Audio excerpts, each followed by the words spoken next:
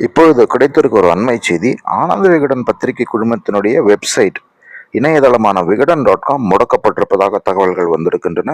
விகடன்.comமிலே Vikatan plus என்ற ஒரு பதிப்பிலே பிரதமர் மோடியை மிக மிக கேவலமாக சித்தரித்து ஒரு கார்ட்டூன் வரையப்பட்டிருந்தது. பிரதமர் மோடி ட்ரம்ப் பேச்சுவார்த்தையிலே மோடிக்கு வெற்றி கிடைக்கவில்லை என்பதை குறிக்கும் விதமாகவும், இந்தியர்களுக்கு சங்கிலி அணிவிக்கப்பட்ட விதமாகவும், பிரதமர் கையிலே சங்கிலி போன்ற ஒரு சித்தரிப்பை ஏற்படுத்தி விகடன் பிரதமரை இழிவுபடுத்தி கார்ட்டூன் வெளியிட்டிருந்தது. இதற்கு பலரும் கண்டனம் தெரிவித்த இந்த சூழ்நிலையிலே மத்திய அரசு நேற்று இரவு விகடன்.com இணையதளத்தை முடக்கியிருப்பதாக செய்திகள் வந்திருக்கின்றன. இதை பலரும் கண்டித்திருக்கின்றனர்.